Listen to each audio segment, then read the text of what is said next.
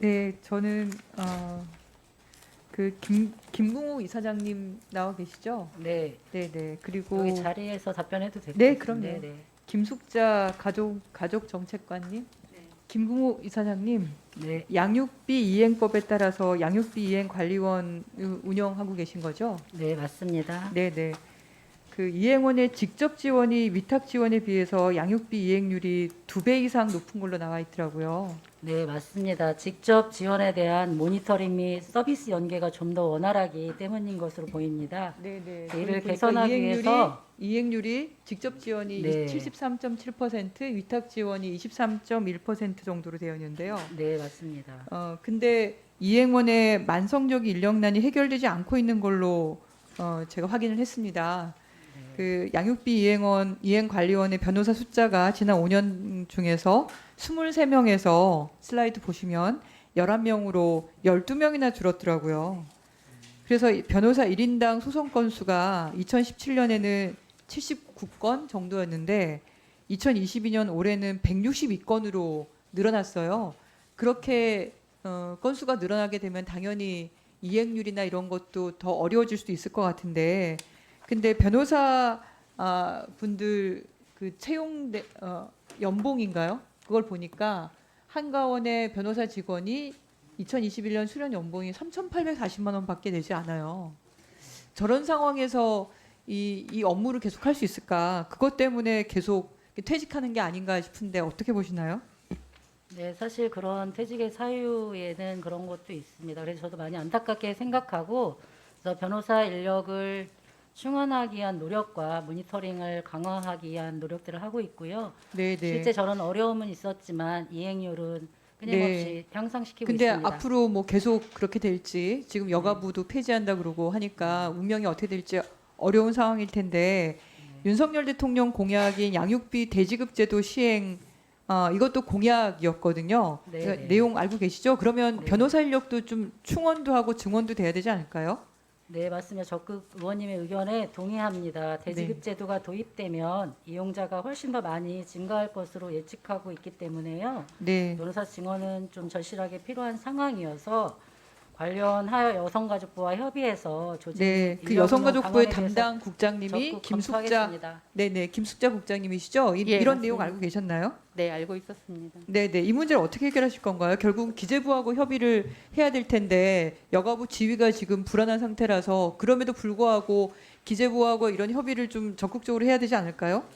네, 저희는 양육비행관리원에 지금 현재 변호사를 포함을 해서 실질적으로 양육비 이행률을 높이기 위해서 인력이 더 증원이 필요한지 여부를 한가원하고 같이 한번 분석을 하고 필요한 경우에는 적극적으로 기재부하고 협의도 하고 노력하도록 하겠습니다. 그런데 또 한편으로 보니까 양육비 이행 심의위원회에 대한 이 사용자들의 불만이 굉장히 크더라고요. 양육비 채무 불이행자를 제재해달라고 신청을 하게 되는데 일부 신청자들은 심의 과정에서 탈락되고 탈락 서류도 제대로 받지 못했다고 하소연을 합니다. 이런 안내가 제대로 안 되고 있나요? 사실은 저희가 이제 인력이 조금 부족한 측면도 있고 또 한부모 가족들한테 19년까지는 소득하고 관계없이 저희가 양육비 지원을 다 했었습니다. 근데 네. 지금은 어, 소득의 차별을 예, 둬서 하는 지금은 건가요? 이제 중위 125 이하만 지원을 하고 있는데 이런 부분도 조금 더 실질적으로 지원이 될 수 있도록 살펴볼 예정입니다. 네, 네. 그 윤석열 대통령 공약도 있고 하니까 좀 적극적으로 역할을 해주시기 바라고요.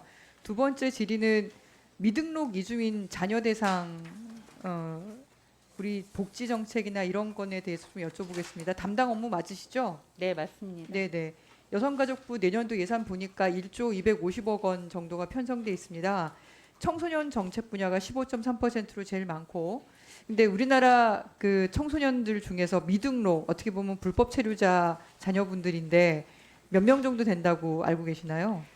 출입국 관리 시스템 상으로 저희가 미등록 이주 아동은 21년 기준 3,405명으로 알고 있고요. 네, 그러나 그건 근데 실제로 국내에 거주된 미등록 이주 아동은 약 훨씬 더 2만 많겠죠. 명으로 추정하고 2만 명. 있습니다. 예. 그러니까 2만 명의 아이들이 지금 기본적인 보호조차 받고 있지 못한 거예요. 예, 근데 얘기를 맞습니다. 들어보니까 아이가 아파도 지난 1년 동안 치료도 받지 못한 경험이 있다.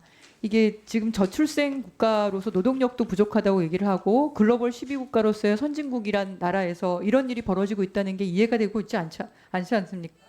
네, 미등록 신분이라는 이유로 사실은 말씀 주신 것처럼 건강권, 학습권 등 많은 어려움이 있는 걸로 저희도 알고 있고요. 그래서 지난해 11월에 관계부처 합동으로 미등록 이주아동 사회적 기본권 보장 방안을 마련을 해서 저희 부에서도 관련 사항들을 추진을 하고 있습니다. 그리고 의원님께서 말씀 주신 대로 미등록 이주아동이 우리 사회에서 차별받지 않고 건강하게 성장할 수 있도록 더 적극적으로 관계부처와 협력해서 노력하도록 하겠습니다. 근데 실태도 조사도 제대로 안 되고 있는 걸로 제가 확인을 했습니다. 네. 이런 이주아동의 규모를 추정하기 위한 실태 조사를 정기적으로 해야 된다라는 그런 전문가들의 조언이 있는데요. 이것도 결국은 재정 문제인가요?